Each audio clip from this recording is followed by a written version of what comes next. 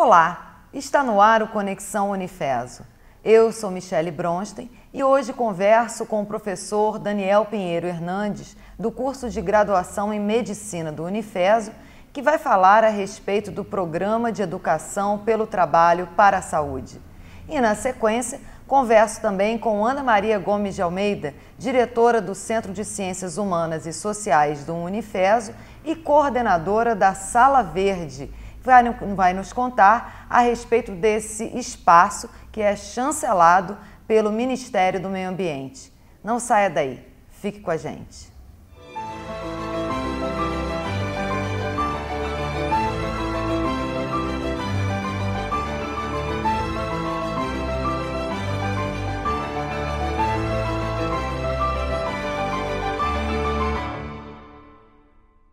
Estamos de volta com Conexão Unifeso, o programa que leva a nossa instituição até você. Para quem chegou agora, vamos conversar com o professor Daniel Pinheiro Hernandes, do curso de Medicina do Unifeso. Professor Daniel, seja muito bem-vindo ao nosso programa. Obrigado pelo convite, Michele. Professor, como surgiu o Programa de Educação pelo Trabalho para a Saúde? Bom, esse programa, conhecido como PET, Programa de Educação para o Trabalho, PET Vigilância também, ou PET Vigilância em Saúde, é um programa do Ministério da Saúde, feito por edital, e ele começou há mais ou menos uns 4 anos, e a ideia desse programa é fazer com que os participantes dele atuem em cenários diferentes daqueles que já existem hoje, como, por exemplo, o cenário de enfermaria, o cenário de hospital, isso muda um pouco. Então, o objetivo é integrar a instituição com a sociedade, com os alunos, com o trabalho. Por isso, o Ministério abre um edital, nós participamos e ganhamos em 3 situações, foi uma das poucas instituições privadas nesse sentido. Nós, então, passamos a fazer parte de um programa que era o Programa de Cuidados Primários, o Programa de Melhoria da Vigilância Hospitalar e o Programa de Prevenção de Lesões e Morte por Acidentes de Motocicleta. Esses programas tiveram a duração de 2 anos, por conta do Ministério, e a gente continua já sem a alçada do Ministério, agora por conta da instituição. E esse programa, como a gente pode imaginar, não tem muito período para acabar. Então foi um programa primeiramente financiado, pelo Ministério da Saúde, que a instituição decidiu seguir, de acordo com os resultados. Participantes, alunos de todos os cursos do CCS, do Centro de Ciências da Saúde, quer dizer, alunos da fisioterapia, da medicina, da enfermagem, da farmácia, de odonto, se inscreviam para o PET. Aí havia uma seleção por currículo. É um programa, então, interdisciplinar. Interdisciplinar. Isso é uma coisa fundamental e é um grande diferencial nesse programa, Porque cada um atuando no mesmo problema, cada um dos alunos vai ver esse problema de uma forma diferente e vai apresentar N mais uma situações diferentes para aquele problema. Alguns alunos tinham bolsa do Ministério, outros participaram mesmo sem bolsa. Pela oportunidade de estar interagindo nesse ambiente. Então você tinha 6 alunos em cada grupo. Os grupos tinham preceptores e esses preceptores se reportavam a um tutor. O tutor se reporta à coordenação geral, que é a direção do CCS, que se reporta ao Ministério. Enquanto durou o programa nesse molde, ficou assim. Agora nós vamos caminhar por conta da instituição e a instituição vai lançar, inclusive, futuramente, um livro contando sobre tudo isso que nós já fizemos e o que a gente ainda vai fazer até lá. Especificamente em relação ao caso dos acidentes de motocicleta, que foi um dos focos trabalhados no ano passado por esse programa, né? Quais foram os resultados obtidos? Bom, na realidade, os resultados eles continuam surgindo, né? Mas nós tivemos que dividir esse trabalho em várias fases, né? Uma das fases, e eu estou falando isso porque cada uma gera uma consequência. Por exemplo, o que estava acontecendo? Qual é a situação dos acidentes por motocicleta em Teresópolis? Quantas pessoas ficaram inutilizadas permanentemente, temporariamente? Número de acidentes e coisas dessa natureza. Então, os grupos tiveram que primeiro tomar conhecimento da situação, depois eles se depararam com outro problema, né? Qual é o problema?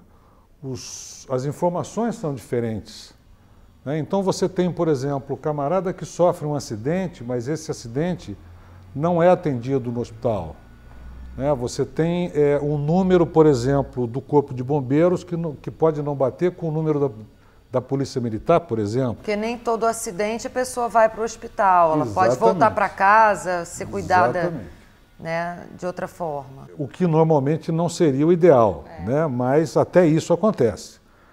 E aí propor soluções, propor ações, né? E essa questão de propor ações, no que diz respeito ao acidente de motocicleta, é que é interessante. Se você me permite, eu quero te mostrar uma coisa e a todo mundo que nos assiste. Eu tenho aqui um artigo de uma revista médica, cujo título é Motos, perigo a qualquer velocidade. E aí eu vou ler para você o seguinte: o número de acidentes de moto aumentou em 10 vezes num período de 3 anos. Parece uma notícia de hoje de manhã, não parece? É verdade. Aqui, 25% dos acidentes envolvem ciclistas inexperientes. Você ouviu Também isso a semana passada. É muito atual. Os capacetes dão aos jovens uma falsa ideia de segurança. Verdade, né? Sabe de quando é isso? Isso aqui é de parece antiga julho pelo papel. De 1975. Imagina. Para você ver o tamanho do problema. E aí você tem quais questões?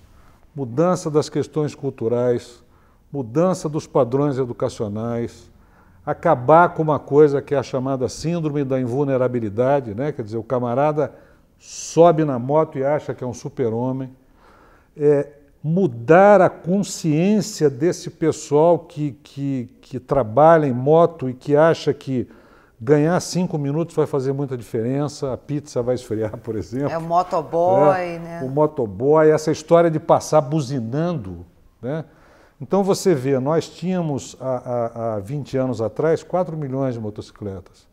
Hoje nós temos 20 milhões.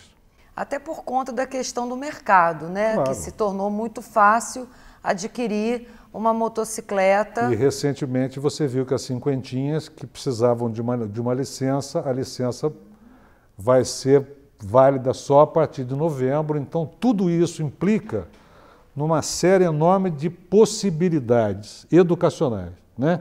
E aí vem a questão de como o fisioterapeuta pode atuar, como é que o estudante de medicina pode atuar, como é que o enfermeiro pode atuar. Então eles fizeram, por exemplo, atividades em escola, atividades educacionais, eles fizeram atividades em que eles mostraram acidentes, como é que eles aconteceram, como que as vítimas ficaram. A escolha da questão dos acidentes de motocicleta, essa foi uma escolha direcionada pelo programa, ou seja, que está sendo estudada nacionalmente, ou foi uma opção Isso foi uma da opção própria nossa, instituição? da instituição. De acordo com o perfil da cidade? De acordo com o perfil da cidade. E aí houve essa interação de todos os profissionais estudantes dessa área da saúde. E se você me permite, fazer um gancho agora com uma outra questão, que é um outro programa, que é o de vigilância hospitalar. O que esse programa faz? Ele vê o que está acontecendo na cidade em termos de doenças, de acidentes, etc., né? Então, uma das coisas que você observa, e não precisa ir muito longe nesse programa, é que o número de acidentes é muito grande. Se você for, por exemplo, à nossa clínica de fisioterapia, você vai ver que existe uma enorme quantidade de pacientes com fraturas muito importantes, vítimas de acidente de moto, ou por moto, né? Então, uma coisa vai se juntando à outra. Obviamente, essas coisas não vão se modificar de hoje para amanhã. Que bom seria, né? Mas nós precisamos de gente, né? Vários dos alunos que estavam participando já se formaram, outros estão querendo participar, outras ideias vão surgindo, então o programa continua, né? Novas coisas vão sendo sugeridas a cada momento, via instituição, dessa vez agora. E aí a continuidade desse programa tem a previsão do livro, né, a respeito dos resultados da pesquisa o que a gente pode esperar ainda mais? Por exemplo, você falou dessa questão que tem o programa, né, da saúde, pelo trabalho para a saúde, e que tem um outro programa também paralelo sendo desenvolvido no Hospital das Clínicas. Só uma explicação. O programa de educação para o trabalho do Ministério tem 3 vertentes para nós na instituição. Cuidados primários, né, cuidados com pacientes, por exemplo, que são tetraplégicos, que estão há muito tempo acamados, etc. O acidente de motocicleta e a vigilância hospitalar. Então, são 3 programas dentro do programa de educação pelo trabalho. Tá certo? Esses programas, eles podem se falar em vários momentos. A questão do livro que você levantou é uma espécie de narrativa histórica de tudo isso, também uma prestação de contas às pessoas que se interessam por isso, e um levantamento de dados futuros. O que vamos fazer? Que ideias ou que problemas nós vamos enfrentar daqui para frente? Então, mas isso ainda que tá nessa visto. linha das motocicletas, dos acidentes automobilísticos, de uma forma geral. E de outros programas que poderão surgir a partir daí. E aí, você falou também que existe a participação dos estudantes de todos os cursos do Unifeso, da área da saúde, nesse programa. Mas existe um nível mínimo para poder participar, ou seja, tem que ser o estudante a partir do período, 5º período, 6º período, ou já no primeiro período o estudante já pode se inserir nesse programa? Isso é muito interessante porque a escolha é feita via currículo. E ele pode ter tido uma experiência anterior que a gente desconhece.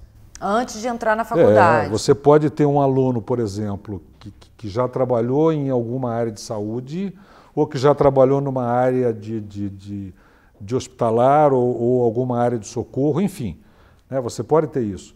E uma outra coisa importante é que os alunos do mesmo curso nunca caem juntos. Então você tem 6 alunos, né? Então se você tiver, por exemplo, 7 alunos, um de cada curso, nós teremos um de cada curso e um outro vai para um outro grupo. Pode acontecer de ter 2 de medicina ou 2 de odonto, etc., mas você nunca terá 6 de medicina, 6 de odonto, eles se misturam sempre. Então isso também traz uma oportunidade de socialização dos estudantes, né, na medida em que eles também interagem com outros colegas de outras faculdades. Isso é importante, inclusive, para a cidadania, né? Ele tem que aprender a trabalhar em conjunto, ele tem que aprender a trabalhar em comunidade, na comunidade, pela comunidade e em grupo, em equipe, né? Então é claro que de vez em quando saem discussões, saem discordâncias e esse programa de educação pelo trabalho também tem essa vertente, faz com que, bom, discordamos, como é que nós vamos resolver o problema? A gente não pode continuar discordando, né?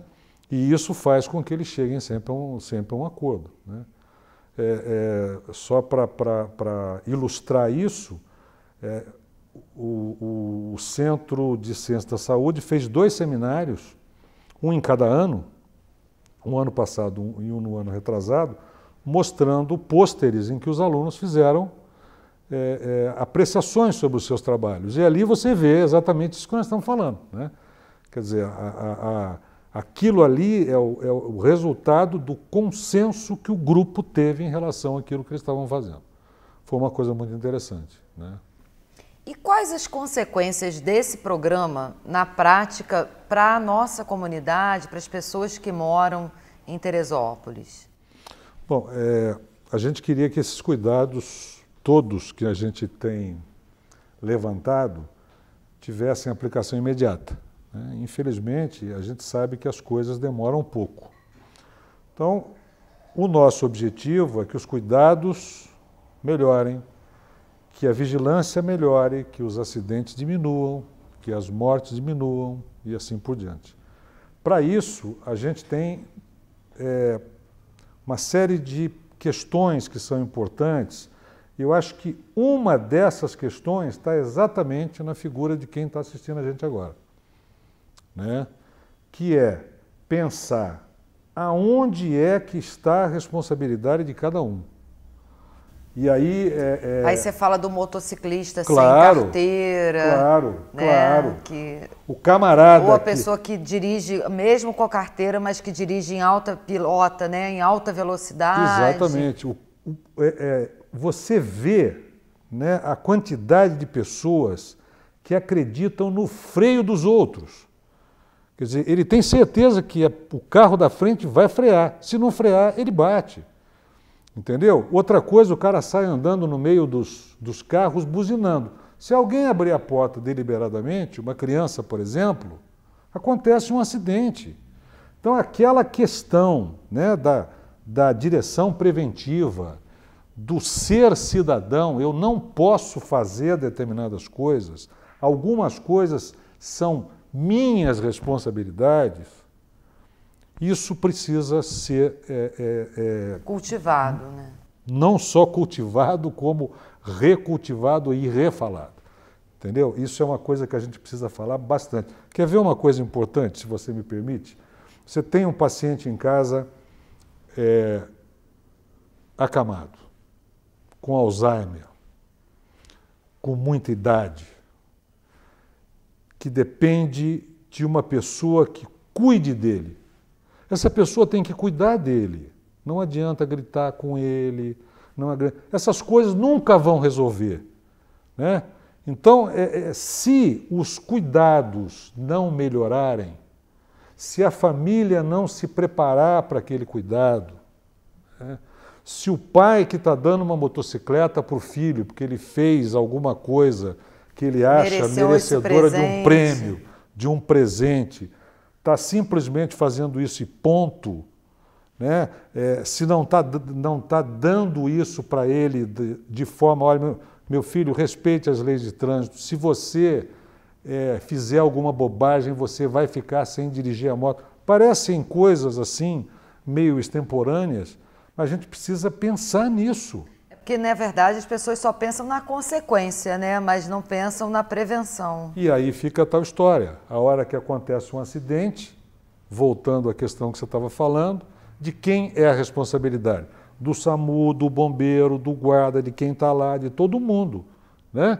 E o cara que fez o acidente, que às vezes pode ter sido o culpado pelo acidente e que vai ficar um tempo no estaleiro, às vezes pode ficar para sempre incapacitado para alguma coisa, ele vai falar, puxa, coitadinho de mim. Se eu tivesse feito aqui isso, se eu tivesse feito aquilo, então, ou não tivesse. Ou não tivesse feito. Então, uma das ideias ou uma das consequências que esse programa deve ter, né, no meio de tantas outras que são de ordem prática, como, por exemplo, questão de sinalização, fazer barreira e tantas outras coisas, é ir pondo gradativamente na cabeça das pessoas a ideia, né, de que cidadania é uma coisa que tem que estar impregnada, que você tem que praticar.